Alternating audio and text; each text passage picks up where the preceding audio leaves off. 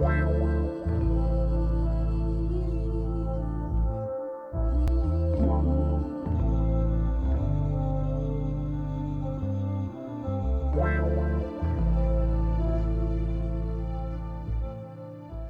Last Unicorn is a movie that makes many people uncomfortable. Even for a 1980s family film released 2 years before the dawn of PG-13 as a rating, it sticks with a lot of people as a particularly dark, maybe even traumatizing movie. Along with movies like The Dark Crystal, it's a shining example of the complaint that, back in my day, kids' movies weren't afraid to be weird and scary. Despite being regarded by some as Reagan-era nightmare fuel, The Last Unicorn has become somewhat of a cult classic.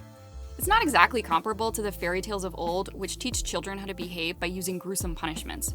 Rather, it demonstrates how a person comes to terms with their own mortality and how death isn't necessarily a good or bad thing, but how mortality does underscore lasting legends in the art that they inspire. The Last Unicorn, in my view, might come across as dark because of its scary imagery, but ultimately, it provides a compelling demonstration of why human mortality is such an important component of our experiences and cultures. But before I talk about these serious themes, let's take a look at the past few years. In particular, I want to talk about the explosion of the unicorn trend, a trend that by now has mostly fizzled out after several years of intensity, especially in kids' products. Part of the reason I think The Last Unicorn comes off as so dark and scary to people is because unicorns, especially now, are generally associated with safety and comfort. In a 2017 interview with lifestyle website Refinery29, brand strategist Jess Weiner had this to say about the unicorn frenzy sweeping across social media. We're surrounded by culture and politics that are very bleak and dark and oppressive. Unicorns are rare, they're powerful, and they're imaginary, so they're capable of anything. And they do have a certain girly undertone because many of us associate them with our childhood, so they're unapologetically feminine. Why wouldn't we own something that's just for us and inspires us to believe in our otherworldly capabilities? This article was published just 1 month after Starbucks had dropped its now infamous unicorn frappuccino, which looked and tasted like a jar of sand art. According to Google Trends, search queries around the word unicorn exploded during this time, and before we knew it, America was plunged into a rainbow sprinkle abyss. This is especially true of packaged snack food.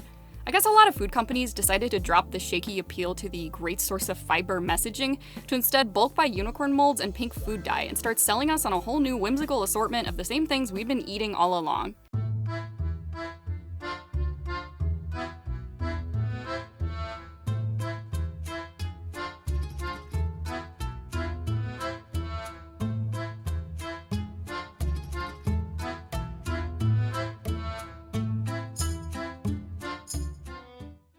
Unicorns also became ubiquitous in the online beauty and fashion world, paving the way for the mermaid, witch, and crystal trends that would follow in the coming years. In 2017, the same year Starbucks released its sour glitter drink to sticky cup holders everywhere, Wet n Wild released a unicorn collection of cosmetics. Tarte released their unicorn brushes with handles shaped like spiral horns. And by selling it at $54 per 10 milliliter bottle, skincare brand Farsali made an absolute killing selling unicorn essence, which sounds like something I've gathered in a quest. In 2017, unicorn was the 4th most popular Halloween costume. In 2018, it was the 3rd most popular. And the unicorn trend isn't unique. Mythical beasts and symbols are caught in a cycle of going in and out of fashion. But unicorns differ from other popular beasts because of their transcendent rather than familiar relationship to humans. They're not usually pets, not lovers, and not adversaries. Yet they still make occasional appearances in media and popular culture despite their distance. Riding a unicorn, for example, is such an absurd image, it's basically a meme, a dream shared only by horse girls and Napoleon Dynamite. Yet riding a dragon is treated far more seriously, so to speak. And when it comes to branded, named unicorns in American media, many of us might first think of My Little Pony characters, and to be honest, I couldn't remember if they had horns or not until I looked it up. Apparently some have horns and some don't, much like their 1980s predecessors. The 2016 movie gets into some second-class citizen territory on this topic. After all, these are My Little Ponies, not My Little Unicorns. And unicorns are still often cast as helpful, enchanted sidekicks in other kids' titles. Think Lady Rainicorn from Adventure Time or Swiftwind from She-Ra. This lack of overtly branded unicorns is interesting considering how unicorn is also a business term, meaning a company valued at over $1 billion. But like the snack food's name for them, unicorns seem to be overwhelmingly associated with whimsy, magic, dreams, rainbows, friendship. Themes we see a lot of in contemporary kids' media. They're a chance to escape, to use Jess Weiner's words. and they're not really what many people think of when it comes to darkness, horror, or death. Okay, we've talked a lot about the sugary Suicide Squad year that was 2017.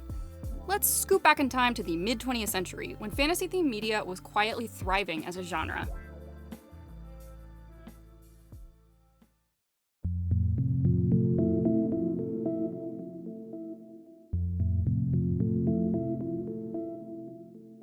In 1962, when Peter S. Beagle was just 23, he took a summer retreat to a cabin in Connecticut with a friend. While there, he drafted the beginnings of The Last Unicorn. This draft would later be published as The Last Unicorn: The Lost Journey in 2006. But Beagle struggled with the story, despite the success he'd gotten from publishing A Fine and Private Place several years prior. I read The Lost Journey while preparing for this video, and it's honestly wonderful, despite the fact that it's incomplete. The story takes place in the mid-20th century, and the unicorn teams up with a sarcastic two-headed demon who is kicked out of hell. I'd recommend checking it out. You can even see which passages were lifted directly from this early draft and later used for the final edition. In 1968, after intensely struggling with the manuscript, Beagle would finally publish The Last Unicorn. He went on to write many more stories after that, some of them also involving unicorns. In fact, in 2005, Beagle published an official sequel in the form of a short story titled Two Hearts. It follows an entirely new protagonist, though some of the characters from the original book do make appearances and drop by to help. Beagle was eventually successful in finding someone interested in buying the rights to his story sometime in the mid-1970s. After buying the rights to the book, The Last Unicorn's associate producer, Michael Chase Walker, struck a deal with Rankin Bass Productions to make the film adaptation.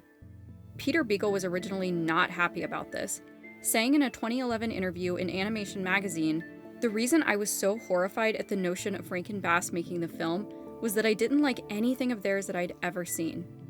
However, according to Walker, Rankin Bass was second to last on their list of companies that might make the movie, with Hanna-Barbera being the absolute last choice. If you're from the United States, you're probably familiar with Rankin Bass already, especially if your taste in holiday films skews classic. The stop-motion holiday movies of the mid-20th century, like Rudolph the Red-Nosed Reindeer, Jack Frost, The Easter Bunny Is Comin' to Town, and 18 other titles, were all produced by Rankin Bass from 1960 until the mid-1980s. Most of these projects were outsourced to Japan for filming, with the company taking advantage of lower labor costs overseas. And by the mid-1970s, Rankin Bass had settled on one animation studio in particular that could take on almost all their stop-motion and animation projects. The Last Unicorn was one of the final projects completed by Topcraft, a Japanese animation studio contracted by Rankin Bass to make the film. If the stylization of the movie seems familiar to you, especially its character designs, then you might have seen some of Topcraft's other feature-length films also produced by Rankin Bass: The Hobbit, The Return of the King, and Flight of the Dragons. Compared to other Japanese animation studios, Topcraft was well equipped to take on feature film projects, as it possessed high-quality studios and one of the few 35mm multiplane cameras in Tokyo at the time. As for its non-American projects, Topcraft had a resume of titles spanning the 1970s and 1980s, including work both on anime episodes and feature-length projects. But perhaps the company's most memorable contribution to the world of animation came shortly before its collapse in the mid-1980s, a little movie called Nausicaa of the Valley of the Wind. Following Topcraft's bankruptcy in 1985, Hayao Miyazaki scooped up what remained of the studio after dismissing most of the staff and renamed it Studio Ghibli. Topcraft's high-quality work is evident in The Last Unicorn's 70,000 or so cells and richly hand-painted backgrounds. And while most Western animated movies, including Disney, are shot at 24 frames per second, The Last Unicorn is mostly shot at 12 frames per second. This is more common in anime, and it involves shooting the same frame twice, a technique called on-twos. Animation that uses 24 frames per second shoots on ones. And certain scenes of The Last Unicorn were filmed on ones, employing the more labor-intensive but more fluid style of animating when the scene called for it. This is probably why the movie seems kind of anime, kind of not. The Last Unicorn is also a highly referential work, and I did want to briefly mention character designs here. While most of the characters are designed around the same aesthetic we see in other Topcraft productions made for Rankin Bass, the Lady Amalthea's design in particular stands out. According to the audio commentary on the Enchanted Edition Blu-ray, the movie's American producers weren't thrilled with how young and anime Amalthea's original design came across in early concept art, so she got a redesign, albeit one that still makes her stand out not only in this movie, but also against any other female character in other Rankin Bass movies. More than anything, Her design seems to borrow heavily from the main character of The Belladonna of Sadness, a 1973 Japanese psychedelic film about violence, sex, and revenge. But I'm getting too deep into anime history, which can't be a good sign. Let's talk about the production. Peter Beagle was no stranger to animated adaptations of high fantasy. He'd actually written the screenplay for Ralph Bakshi's The Lord of the Rings back in 1978, not to be confused with the aforementioned Rankin Bass adaptations of The Hobbit and Return of the King. This project, while reportedly a difficult and low-paying job according to Beagle, helped him prepare for the task of drafting the screenplay to his own novel's adaptation in the early 1980s. Rankin Bass shuttered most of their production company in 1987 and wouldn't make another traditionally animated theatrical feature film until their 1999 musical adaptation of The King and I, which received terrible reviews and did horribly at the box office. Rankin Bass officially ceased operations in 2001. We killed Itchy and Scratchy? Good riddance. The Rankin Bass foray into fantasy in the late 1970s and early 1980s is unsurprising. The genre was seeing mainstream success at the time, though it took a much darker adult form than the medieval whimsy of Disney movies of years past. This might have something to do with the spike in popularity of sword and sorcery fantasy films, which leaned more into action than they did elf politics or whatever. In addition to The Last Unicorn, 1982 also saw the release of two other dark fantasy movies made for kids, The Secret of NIMH and The Dark Crystal. Both these films are also proud members of the Back When 80s Films Were Weird and Scary club. But something about this genre still clearly resonates with people, as The Dark Crystal recently saw a miniseries reboot released on Netflix in 2019. Flight of the Dragons, also a Rankin Bass Topcraft animated fantasy film from 1982, also involved a mythical creature human transformation as its central tension. Come algebra, anatomy, astronomy, biology, chemistry, geology, geometry, mathematics, meteorology, mineralogy, oceanography, paleontology, physics, psychology, sociology, trigonometry, and zoology.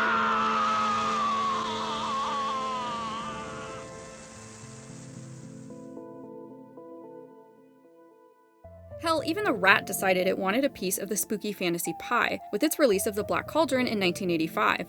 Unfortunately, the film didn't do very well, and to this day it's one of Disney's bastard films, with the company barely acknowledging its existence even as a cult classic. Speaking of disappointments, The Last Unicorn cost $5 million to make and made back less than $7 million at the box office, making for an underwhelming performance. As a point of comparison, The Secret of NIMH had a budget of $7 million and made back close to $15 million. As for critical reviews, it lost marks for the animation itself. According to the Rotten Tomatoes consensus, The Last Unicorn lacks the fluid animation to truly sparkle. The AV Club, perhaps picking up on the fact that the unicorn was sometimes animated on twos, comments that she comes across weightless and overly simplified. And Variety magazine liked the movie overall, but called the unicorn's design vapid. Even in the 80s, your art teachers hated anime. Have you heard of Hatsune Miku? But most critics praised the film for its voice cast, which featured Mia Farrow as the unicorn, Alan Arkin as Schmendrick, Angela Lansbury as Mommy Fortuna, and Tammy Grimes as Molly Grew. The relatively unknown Jeff Bridges, in his eagerness to be part of the project, offered to voice Prince Lear pro bono. I've practically got the whole poem now, if you wanted to look at it. I'm the dude. So that's what you call me, you know? That or his dudeness or duder or, El Duderino if you're not into the whole brevity thing. Bridges acted alongside Christopher Lee as King Haggard. Luckily, Christopher Lee was fluent in German, and he offered to also do the voice for King Haggard in Das letzte Einhorn. Da sind sie. Da sind sie. Sie gehören mir. Mir allein. Ich liebe es, ihnen zuzuschauen. Sie erfüllen mich mit Freude. Critics also liked the music, which was written by Jimmy Webb. The first few songs in the movie were performed by the rock band America, with the final two songs, one of them a love ballad, sung by the characters themselves.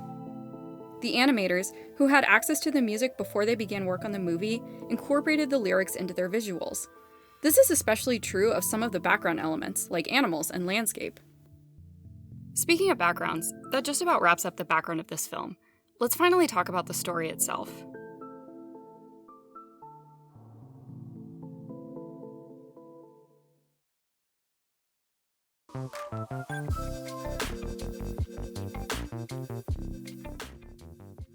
Okay, so with the backstory of this film out of the way, let's go over some of the main components of the plot. I want to also bring up anything that might have certain significance in the book, though I don't want to focus too much on book versus movie. Besides, someone else already made a video that covers all that. Okay, so I'll just watch this a few more times, take notes. And all these. Okay. And read all of this. That's a lot. And when you brush your teeth tonight, use this chariot toothbrush. Seriously? We're treated to several background paintings in the film's opening. Beagle writes of an unnamed unicorn who lives in a lilac wood, but the movie takes some liberties in how it plays with background color in these opening scenes. Most of the movie has a rather dark, earthy palette, but these scenes are full of highly saturated hues that illustrate how it is always spring in the unicorn's forest. Two hunters wander into her forest and debate the existence of unicorns, with the elder hunter calling out into the quiet stillness, "Stay where you are, poor beast. This is no world for you. Keep your trees green and your friends protected. And good luck to you, for you are the last." Then we finally see the unicorn, who is understandably upset by the news that her kind are basically extinct without her ever having realized it. While the unicorn is musing over the fate of her species, she encounters a singing butterfly. She begs him to tell her if he's familiar with unicorns and what might have happened to them. The butterfly, who looks like a 60s beatnik, is actually modeled after Beagle himself. "You can find the others if you are brave. They passed down all the roads long ago, and the Red Bull ran close behind them and covered their footprints." The Red Bull? What is the Red Bull? His firstling bull has majesty, and his horns are the horns of a wild ox. With them he shall push the unicorns, all of them, to the ends of the earth. The unicorn decides to leave her forest and try to find others like her.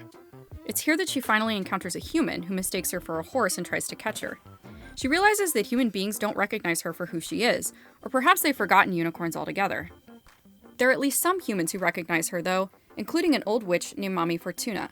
She captures the unicorn and imprisons her in a cage, where she is kept as an attraction in a traveling carnival of mythical creatures. Because humans can't recognize unicorns anymore, Mami Fortuna bewitches her with a false horn. But luckily for the unicorn, the witch has employed a bumbling but pure-hearted magician named Schmendrick, who makes a few sad attempts at magic to release her. Once she is released, the unicorn gets to work releasing all the other animals, who have also been disguised with magic.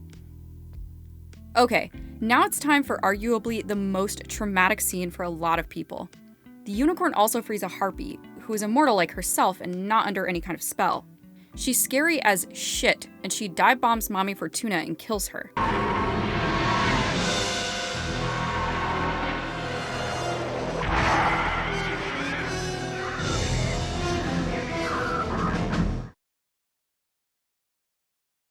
Luckily, Schmendrick and the unicorn manage to escape. Briefly, I should mention that in the book, Schmendrick's situation is a little more fleshed out. Because he's literally so atrocious at magic, he's been cursed with immortality until he can finally get better. It's like a warlock performance improvement plan. Speaking of Schmendrick being kind of a goober, he and the unicorn are soon captured by a group of traveling bandits, led by a braggadocious outlaw named Captain Cully. Schmendrick, in a stroke of luck, is able to distract them with a spell that conjures up mirages of the Robin Hood legend. But while most of the bandits run after these apparitions, Captain Cully isn't deceived, and he has Schmendrick tied to a tree. Who's ready for more weird drama?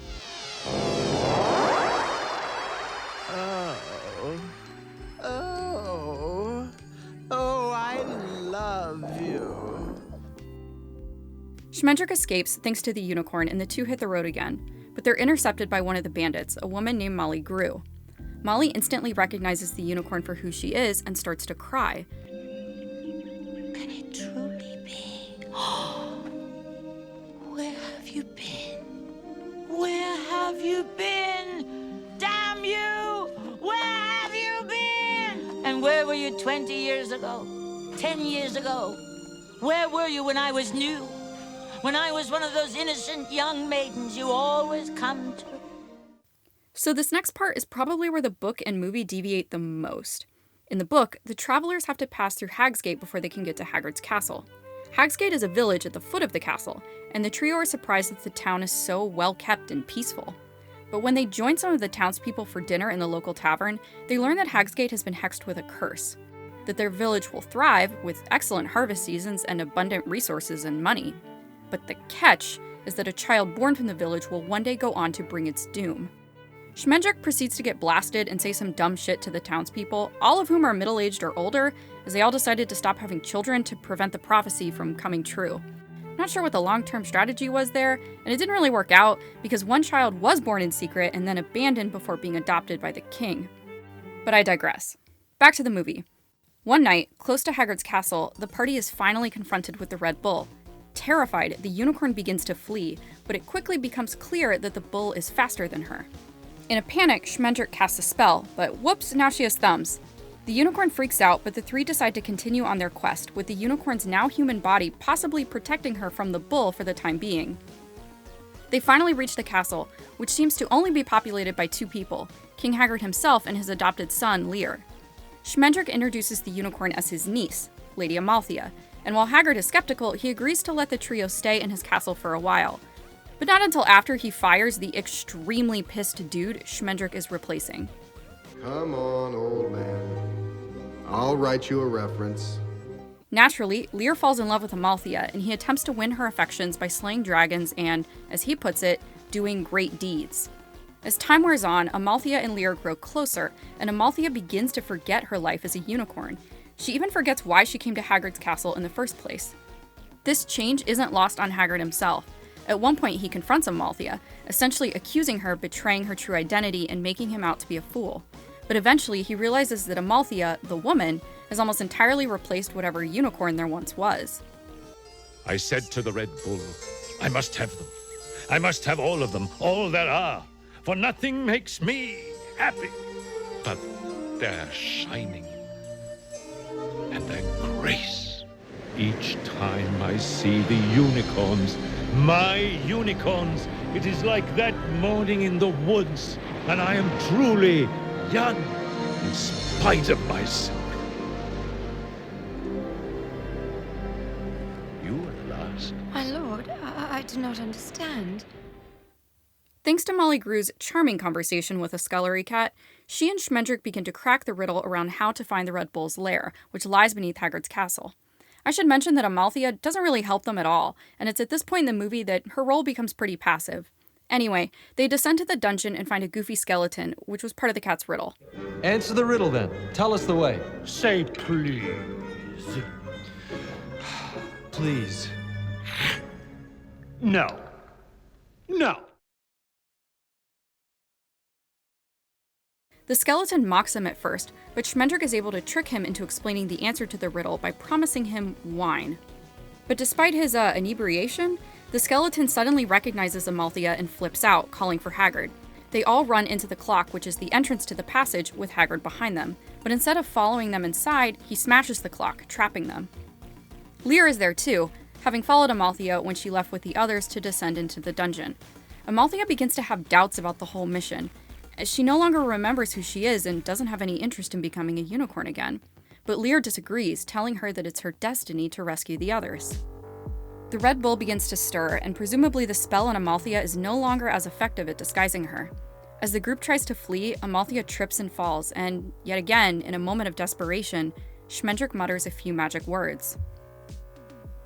Now back in her original body, the unicorn runs out of the cave and onto the beach, where the Red Bull follows her.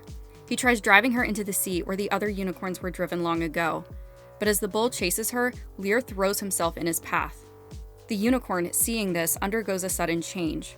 Rather than soberly trudge into the breaking waves, she instead rears up and edges closer toward the bull. She forces the bull into the sea, which prompts the crashing waves to unleash thousands of unicorns onto the beach. The stampede causes Hagrid's castle to collapse, and King Hagrid with it. In the book, this unicorn exodus also destroys Hagsgate. As a final act of grace, the unicorn resurrects her dead boyfriend, then gallops away before he wakes up.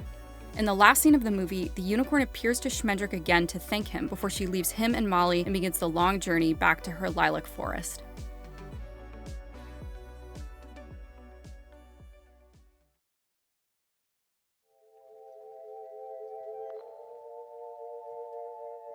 Okay, let's go back to my earlier comment about how mortality is a major component of this film.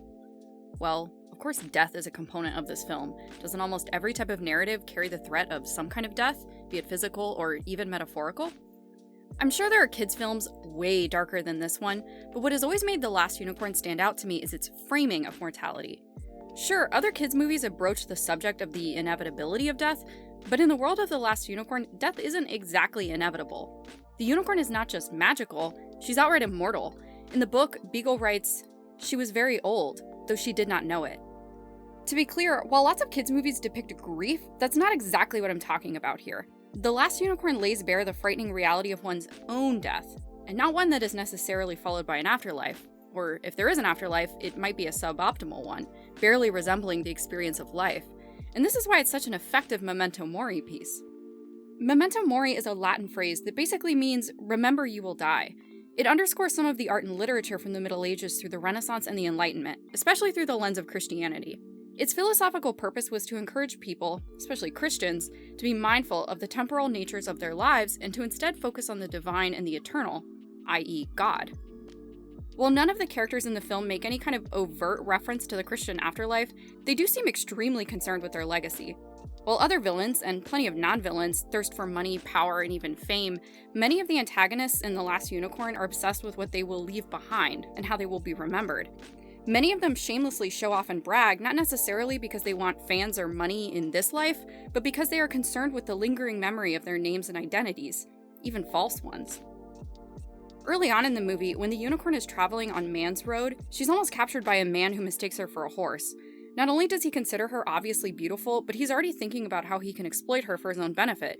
And then the unicorn is trapped and forced into a carnival less than 10 minutes later. Side note, but in reality, Barnum and Bailey and Ringling Brothers had a real unicorn in their circus shows in 1985. It was a goat with a surgically altered horn. Mommy Fortuna is especially concerned with her own legacy. She recognizes that what she's doing is selfish and dangerous, but it doesn't matter to her, especially when humans are destined to die anyway. The harpy and the unicorn are both immortal creatures, and because Mommy Fortuna captured them, she knows that both beasts will remember her, thus extending her legacy and name into eternity. Oh, she'll kill me one day or another. But she will remember forever that I caught her, that I held her prisoner. So there's my immortality, eh? In the essay, The Dialect of Mortality and Immortality in Peter S. Beagle's The Last Unicorn, Geoffrey Reiter claims that Mommy Fortuna's hope for immortality is to be remembered forever, to imprint her name upon the souls of the immortal beings she encounters. That is precisely Mommy Fortuna's problem. She selfishly seeks to cling to her immortality, so much so that it literally kills her. The book makes Mommy Fortuna's thirst for fame through immortal creatures even more apparent, but she, much like Molly Grew, actually harbors a hint of shame when she looks back at her wasted life. Do you think I don't know what the true witchery is, just because I do what I do?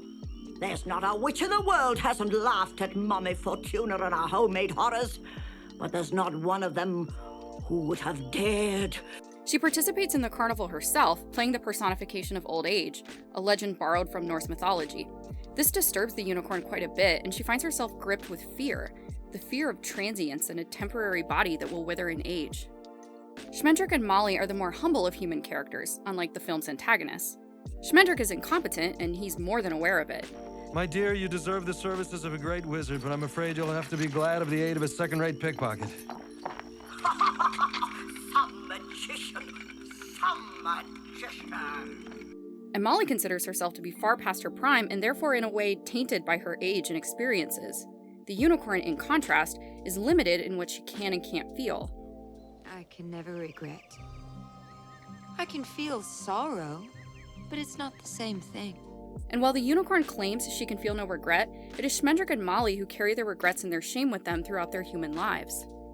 Meanwhile, Captain Cully is maybe the best example of a character who is concerned with fame for superficial reasons. He assumes Schmendrick is already familiar with his troupe and seems totally content with indulging in his delusions.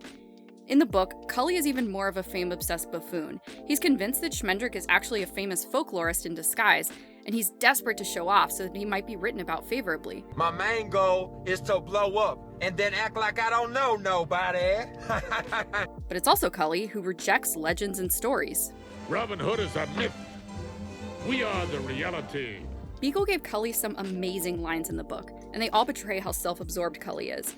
Speaking to Schmendrick about how he loves to write songs about himself, Cully says, "One always hopes, of course, even now, to be collected, to be verified, annotated, to have variant versions, even to have one's authenticity doubted."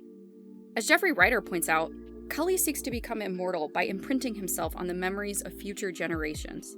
He crafts songs about himself, deliberately archaic and highly embellished. in the hopes that his deeds may live on.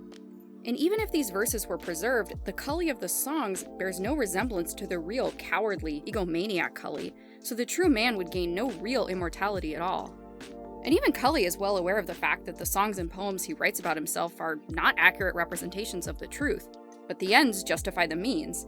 According to Cully, men have to have heroes, but no man can ever be as big as the need, and so a legend grows around a grain of truth, like a pearl. And there's at least one character who certainly doesn't rise to the need to fit his title. Interestingly enough, King Haggard doesn't really seem concerned with fame or glory.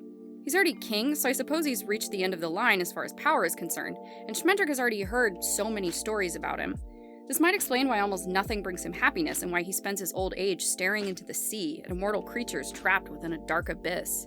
But it's his son, Lear, who strictly follows what one might consider the codes of chivalry.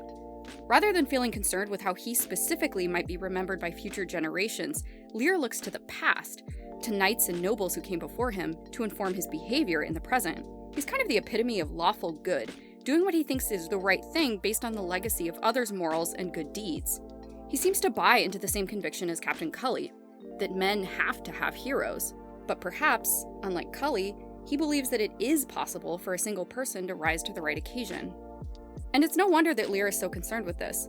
Given the film's setting, idealized and honorable behavior helped inform much of the art and poetry produced in Western Europe during the Middle Ages. The movie itself even makes references to art history, like the references to the Hunt of the Unicorn at the beginning of the film. The movie version edited out the hunters, replacing them instead with a split background. In an editorial titled Fantasy and Medieval Iconography in The Last Unicorn, Noelle Taberham argues that this is meant to illustrate the split in the unicorn's psyche, from her old life in her forest to her human one in Haggard's castle. Speaking of Haggard's castle, when Amalthea is beginning to succumb to her new human form, she retreats to a room full of paintings of unicorns. Though most men may have forgotten unicorns, they clearly live on in art. Taberham even makes a connection between the scene following the unicorn's transformation and La Pietà, or the Compassion. At first I thought this was a little bit of a stretch, but now I'm not so sure if the Christ metaphor is as wacky as I originally thought. The unicorn temporarily assumes a human form after all, despite her clearly superior existence, and is forced to reckon with the truth of her own mortality. And the scene is pretty long, so the audience has time to mourn for the unicorn as Molly cradles her in her arms. Later, her sacrifice of her human form frees thousands of her fellow creatures. Also, adaptations of La Pietà are apparently a thing? Okay, so the connection between unicorns and Christianity is something you can find across medieval art and history. But in the context of the unicorn tapestries, many art historians see these tapestries as allegories for the crucifixion, with the mystical unicorn being lured to the lap of a virgin, only to be slaughtered by a group of hunters. The unicorn's body is brought back to a castle, where it will likely be used for medicinal purposes by the nobility who live there. After all, humans attempting to kill them to seize immortality for themselves is also a trope attached to unicorns that persists to this day. Christian themes define medieval Memento Mori art and literature as well. During a time when life expectancy was pretty bad and living conditions, even for the wealthy, were not guaranteed to provide comfort, Memento Mori kind of served as a Christian rebranding of the philosophy of Stoicism. Through its symbols, this style of art and literature warned people of the mortal world not to get too attached to their earthly existence, and to remember that divine eternity awaited them, be it divine bliss or divine punishment. It's actually due in part to the Protestant Reformation that we saw art of unicorns fall out of fashion going into the 15th century. Unicorns had been used as symbols for Christ, and Protestant reformers weren't keen on the idea of iconography, which played a big role in Catholic tradition. But the 1563 Council of Trent decreed that symbolic depictions of Christ were unacceptable unless approved by bishops, and thus we saw unicorns begin to fade in Europe. But unlike many myths and legends that have been lost to time over centuries, the unicorn remained in the public consciousness. Thought of by most as a rare creature that did actually exist and that might have powers, but it wasn't really regarded as a divine metaphor as much. Speaking of symbols and metaphors, some quick trivia.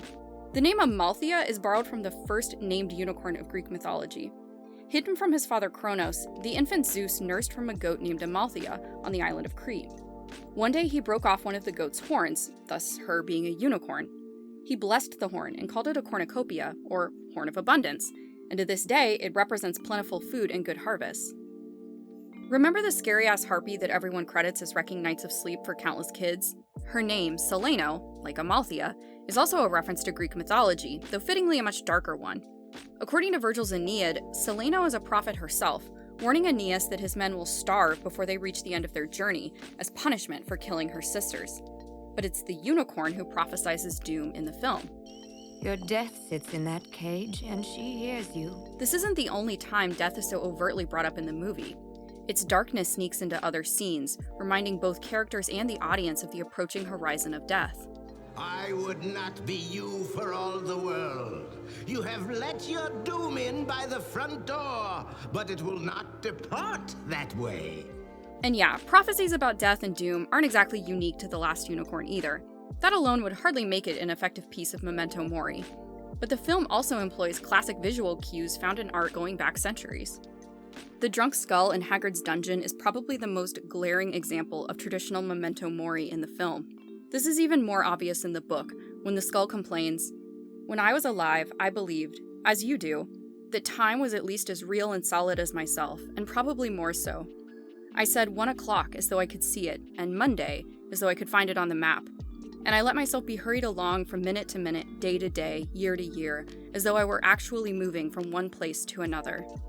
Like everyone else, I lived in a house bricked up with seconds and minutes, weekends and New Year's days, and I never went outside until I died, because there was no other door. Now I know that I could have walked through walls." Of course, walking through walls is referencing the fact that to solve the riddle, Schmendrick and Molly just needed to figure out that they needed to physically walk through Hagrid's big weird clock to get to the Red Bull's lair. To reach the Red Bull, you have to walk through time. A clock isn't time, it's just numbers and springs. Pay it no mind, just walk right on through. About that wine now. Speaking of which, clocks are another example of Memento Mori in art, with clocks from the Middle Ages often inscribed with macabre reminders. Clocks and other indications of time are not uncommon in Memento Mori art. Plus, Hagrid also has the biggest, most gargoyle-covered clock I'm sure he could find, which makes the whole effect even more dark and sinister.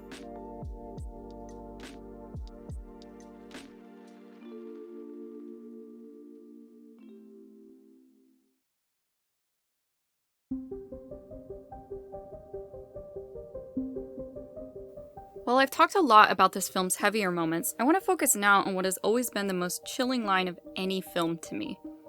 It happens shortly after Schmendrick turns the unicorn into a human. When she wakes up and pulls away from Molly's embrace, the gravity of her new existence suddenly becomes terrifyingly obvious and immutable.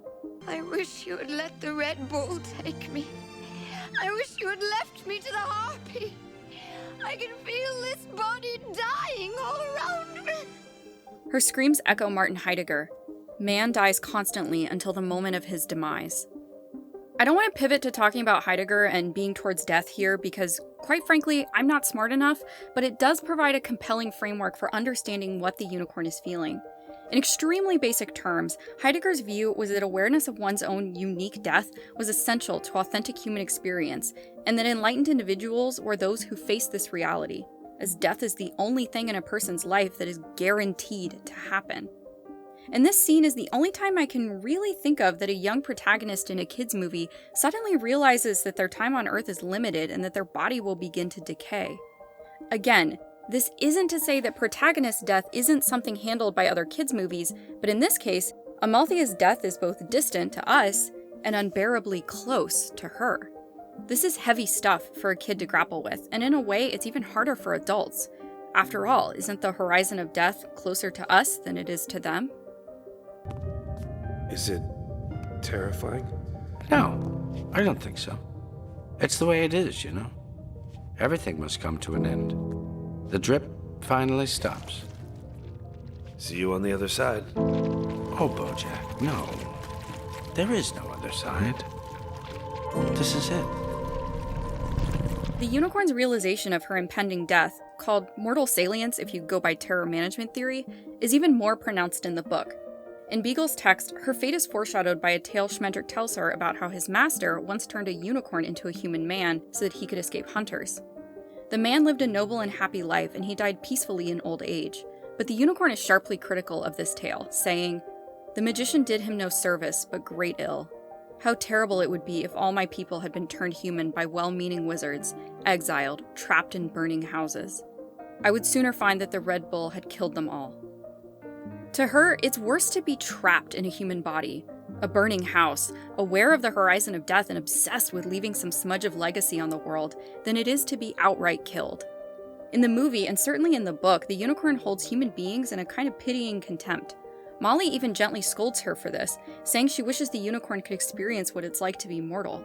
And Schmendrick, cursed with immortality he never wanted in the first place, explains, "I know something that a unicorn cannot know. Whatever can die is beautiful, more beautiful than a unicorn, who lives forever and who is the most beautiful creature in the world." Schmendrick's gentle correction comes from his own sorrow at being immortal against his will.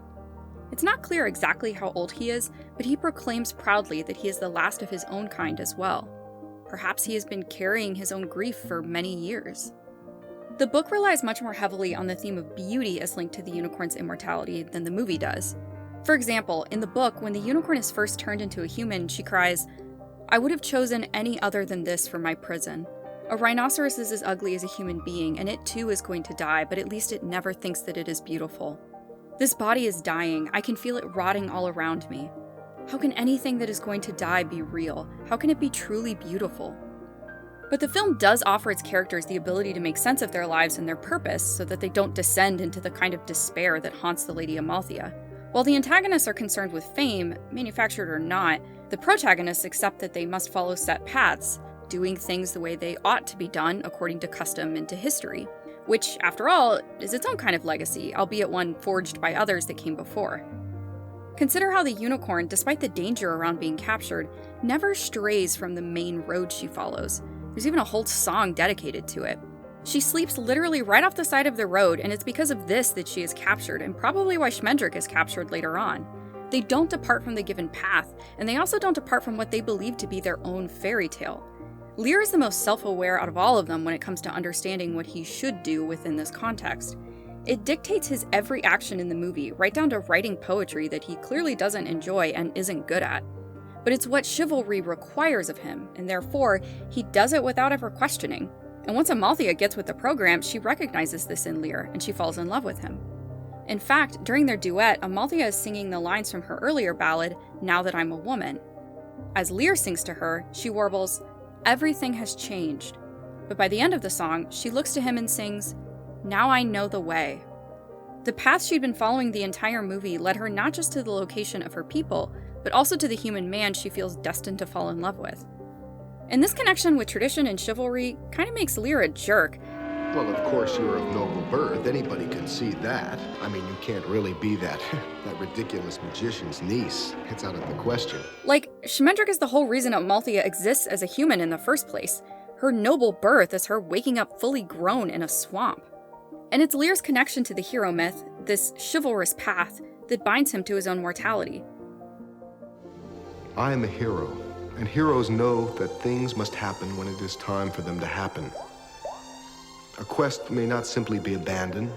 Unicorns may go unrescued for a long time, but not forever. The happy ending cannot come in the middle of the story. Do something! You have the power! I will kill you if you don't do something! I cannot! Not all the magic in the world can help her now. Then what is magic for? That's what heroes are for. Of course, that is exactly what heroes are for. Kinda sucks that he would effectively doom another creature to a life of immortality, never to feel true love again. Amalthea states that everything dies, essentially justifying the necessity of her own mortality. She's offering both to sacrifice her immortality for Lear, while also willingly choosing a life for herself that will guarantee her the ability to feel romantic love, something she can't experience as a unicorn. Both Lear and Amalthea rely on teleology to justify what they want, both appealing to the natural order of things, but Amalthea's destiny, perhaps determined by magic at the hands of Schmendrick, is inescapable. In fact, freeing the other unicorns takes a bit of a backseat after the first half of the movie. While nightmares of her kind being chased by the Red Bull plague the unicorn, once she finds herself in a mortal body, she doesn't really consider their plight or why someone, anyone, should free them in the first place. Perhaps the heaviness of her mortality pushes her towards selfishness. Or perhaps she simply finds it difficult to empathize with creatures who will live forever, be it on land or in the sea. And immortal creatures like unicorns have no need for stories, legacies, myths, or fairy tales. But these fairy tales take me away from the harsh reality of peasant life. According to the book, they typically live alone in their forests. The Red Bull may have covered their footprints when he chased them into the sea, but did they have anything that they were leaving behind in the first place? The book also contains an interesting line from Schmendrick, who, while arguing with Amalthea in the Red Bull's lair, asks, "Is the world any the worse for losing the unicorns, and would it be any better if they were running free again? One good woman more in the world is worth every single unicorn gone. Let it end. Marry the prince and live happily ever after." And this leads me to my next question. What's really at stake if the unicorn of the story never saves her people? She was forced into it because of Schmendrick's magic, but surely there must be something to account for why an immortal creature would, when faced with a short human life, choose to embrace that life. In the book, there's even a line about how she mourns more for the human girl who could never be brought back than she does for Lear. The human life she saw stretching out before her, meeting the horizon of certain death, had been rerouted. I'm no longer like the others. For no unicorn was ever born who could regret, but now I do. I regret. Now, while all of this is the result of that one line of Amalthea's that always stuck with me, I'd like to end on one last section from the book. In my opinion, it's the most haunting and terrifying thing to come out of either the book or the movie. The unicorn, in her immortality, is living a truly sublime experience when she leaves the comfort of her forest and is privy to the vastness of the world and the deep relationships of the people in it. In this scene, the unicorn, Schmendrick, and Molly stop to rest. Beagle writes, "She would feel herself bending under the heaviness of knowing their names. Then she would run until morning to ease the ache, swifter than rain, swift as loss, racing to catch up with the time when she had known nothing at all but the sweetness of being herself. Often then, between the rush of one breath and the reach of another, it came to her that Schmendrick and Molly were long dead, and King Haggard as well, and the Red Bull met and mastered. So long ago that the grandchildren of the stars that had seen it all happen were withering now, turning to coal, and that she was the only unicorn left in the world."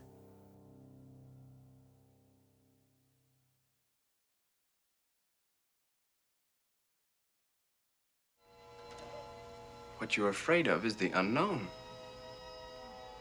Don't be afraid. But I am afraid. The running's over. It's time to rest. Give me your hand. But I don't want to die. Trust me.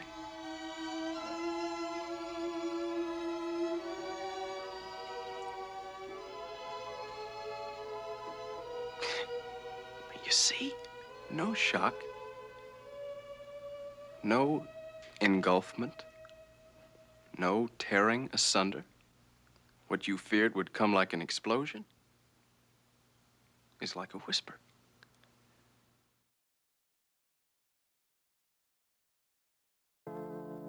It probably feels like the stars have all withered and died since the beginning of this long-ass video, but to close, I wanted to return to the comment made by one of the hunters at the beginning of the story. "This is no world for you." It reminds me of another line, said by a neurotic dragon character in the rough draft of the book, The Lost Journey. The dragon mocks the unicorn, claiming that hers is a myth that was always more trouble than it was worth. He's certainly speaking through the lens of a 20th century cynicism, a cynicism that, in my opinion, has only intensified over the decades. Books are stupid! I thought books were smart. No, they're stupid! For all of its legacy, magic, and even divinity, is the unicorn truly an immortal creature? Does it fulfill some kind of present-day societal need? Does its myth represent some kind of lingering anxiety? While The Last Unicorn may live on in people's memories as a scary or whimsical or campy or brilliant animated movie, it focuses on a myth of the unicorn that was already waning and had been for a very long time. Like I mentioned earlier, unicorns are almost exclusively confined to the realm of children's media, especially since the launch of My Little Pony toys in 1982, the same year The Last Unicorn was released. And given the choice between a unicorn terrified by the emptiness of her immortal existence and the sugary marketability of a smiling plastic pony, who wouldn't want their kids to take the more positive path into fantasy worlds? The Last Unicorn's poor performance and relative lack of popularity isn't really what I think of as the big shame here, nor is it that brand strategists equate unicorns with getting people to buy stuff. And just to be clear, I for one am not above the pink and the sparkles. Modern day unicorns aren't to my taste, but the aesthetics around them still really get me. Oh, hey, is that Princess Unicorn? I thought they were all sold out. They are now. Cool. My horn can pierce the sky. What I think of as a big shame is how although people ascribe so much darkness and despair to this movie, which it invariably has, it's fundamentally about overcoming the anxiety around death. It explores why the idea of myth and legacy and even music and art history are so important not just to medieval European culture, but to modern fans of fantasy and animation. In his book on death anxiety, Ernest Becker claims, "This is the terror, to have emerged from nothing, to have a name, consciousness of self, deep inner feelings, an excruciating inner yearning for life and self-expression, and with all this yet to die." The Last Unicorn is a film about springing into being, becoming self-aware and developing an identity and wanting to express passion and creativity in a way that other people, who are just as flawed and mortal as anyone else, can find meaning in.